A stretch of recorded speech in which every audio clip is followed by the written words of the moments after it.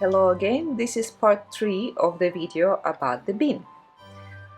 I'm showing you different ways to draw the same thing so you can pick and practice and find your favorites that you can apply in your daily drawing.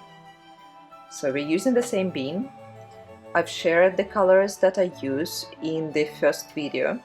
You should be able to find it, and I also shared the photo of the bin. This time we are going to draw it a little bit differently. It's still using the ink and watercolor. It is the medium I use and I like to play with it. So I'm going to do a mixture with burnt umber, a bit of violet and ultramarine.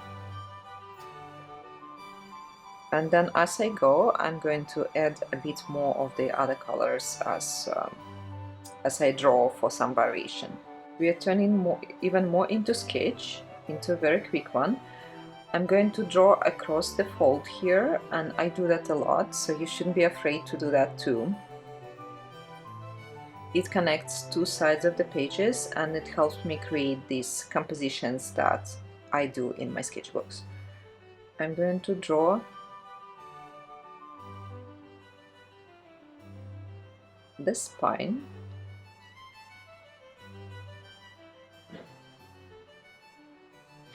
And what I'm going to do is I'm going to draw with a shadow.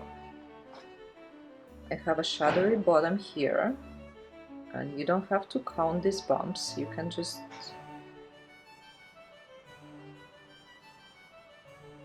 make it a little bit more expressive.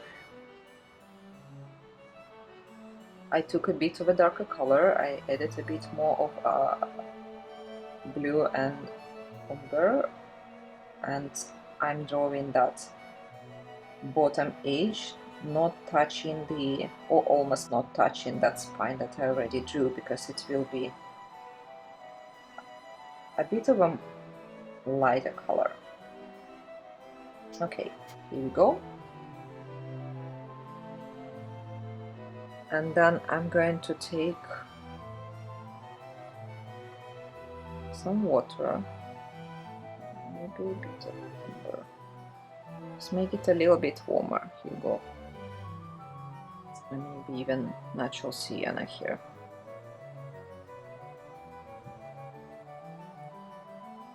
And then I'm going to draw the shadow on this side as well.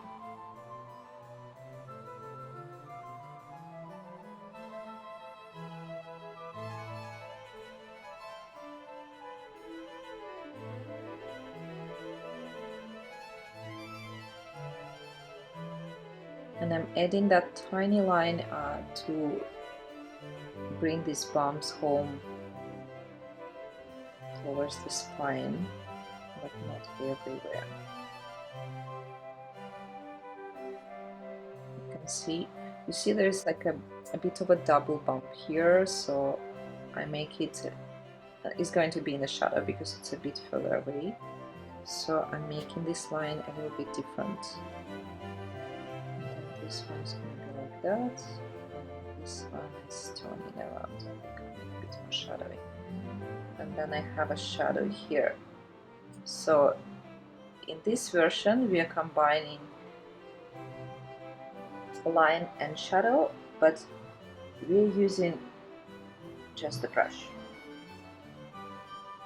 And as you see, it's becoming a really nice composition with the lines and the watercolor and a kind of like mixed sketched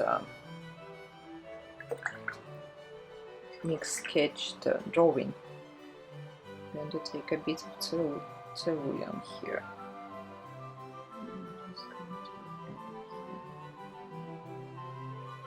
To some of the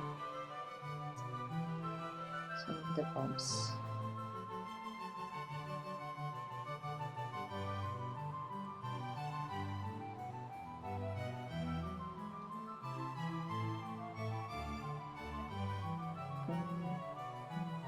The shadow be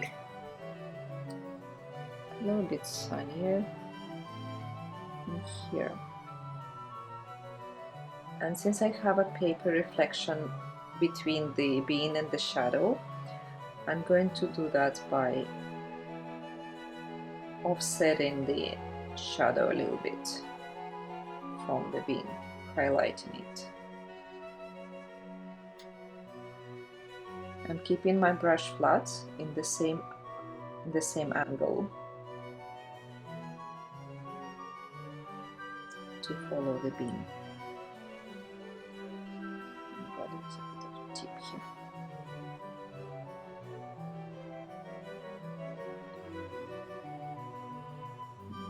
Just mix everything in one here.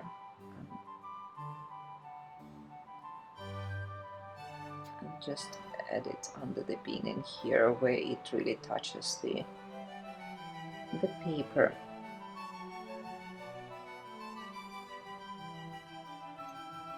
It's already dry here.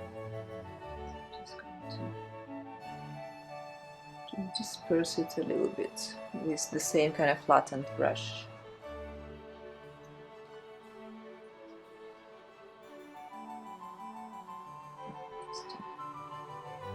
What I did right now, I just